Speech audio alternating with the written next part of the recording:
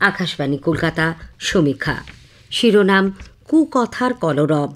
লিখেছেন সত্যজিৎ ঘোষ। সম্প্রতি সামাজিক মাধ্যম থেকে শুরু করে গণমাধ্যম কিংবা আমজনতা কুকথা নিয়ে সমালোচনায় মুখর হয়েছেন। এই ঘটনার নেপথ্যে আছে একটি ভাইরাল অডিও, যেখানে একজন রাজনৈতিক নেতা একজন পদস্থ পুলিশ আধিকারিককে কদর্য ভাষায় আক্রমণ করেছেন। শুধু তাই নয়, আধিকারিকের মা এবং স্ত্রীকে উদ্দেশ্য করে কদর্য ভাষা প্রয়োগ করেছেন। অডিওর সত্যাসত্য যাই হোক, বিষয়টি ছড়িয়ে পড়ার পর জনমানসে যে প্রতিক্রিয়া দেখা যাচ্ছে তার নিরিখে বলা যেতে পারে মানুষ এমনটা শুনতে প্রস্তুত ছিলেন না। কিন্তু সত্যি কি তাই? আমাদের সমাজে সর্বত্র এই কুকথা আমরা কি প্রতিনিয়ত লক্ষ্য করি না? গণপরিবহন থেকে শুরু করে হাট বাজার, স্কুল কলেজ সর্বত্র এই কুকথার সগর্ব উপস্থিতি। বিশেষ করে নতুন প্রজন্মের মধ্যে এর চর্চা মাত্রাতিরিক্তভাবে বেড়েছে। সমাজ মাধ্যমের রমরমা যত প্রলম্বিত হচ্ছে, আমরা কুকথার কদর্যতার সম্মুখীন হচ্ছি তত বেশি করে। নিয়ন্ত্রণহীন সমাজ মাধ্যমে নিজেদের দিন যাপনের অধিক সময় স্বেচ্ছাবন্দী হয়ে আমরা আমাদের শব্দ ভাণ্ডারে কিছু অনাকাঙ্ক্ষিত শব্দকে জায়গা করে দিচ্ছি। শুধু সমাজ মাধ্যমকে কাঠগড়ায় তুলে হাত ছেড়ে ফেলা বোধহয় ভুল হবে।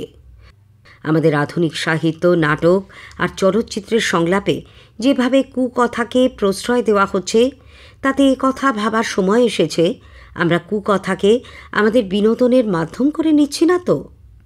হয়তো নিচ্ছি।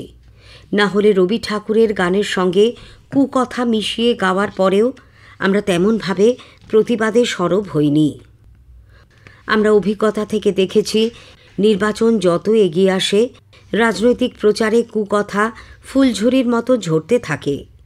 এটাও এখন প্রচারের ভাষা, কারণ কুকথা কখনো কখনো ক্ষমতার আস্ফালন হিসেবে প্রতিভাত হচ্ছে। এটা অবশ্যই আমাদের মূল্যবোধের অবক্ষয়। বর্তমান জীবনচর্যায় আমরা অতি সহজেই রেগে যাই, অসহিষ্ণু হয়ে উঠি। অন্যের প্রতি নিজের ক্ষোভ জানাতে গিয়ে ইচ্ছায় অনিচ্ছায় কুকথার প্রয়োগ ঘটাই। গার্হস্থ্য কলহ বর্তমান সময়ে এক নিত্য নৈমিত্তিক ব্যাপারে পরিণত হয়েছে। সেসব ক্ষেত্রে আমরা সব সময় যে মাত্রা জ্ঞানের পরিচয় দিই তাও নয়। কথার জবাব কথায় দিতে গিয়ে অধিকাংশ সময়ই কুকথাকে হাতিয়ার করি। এর ফলে যে কি মারাত্মক ক্ষতি হতে পারে তা আমরা ধারণাও করি না। পরিবারের শিশুটির সুকুমার মনে আমাদের অজান্তেই এই কুকথাগুলি চিরস্থায়ী আসন পেতে বসে। রাগের মুহূর্তে ব্যবহৃত এই স্বল্পশ্রুত শব্দকে সে মগজস্থ করতে শুরু করে। তাই এ থেকে মুক্তির পথ আমাদেরকেই খুঁজে বের করতে হবে।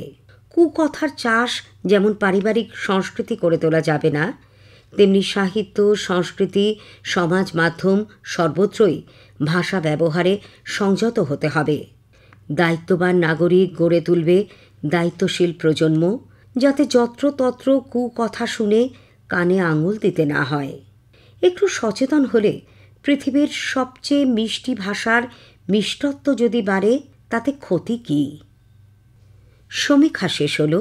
এটি লিখেছেন সত্যজিৎ ঘোষ।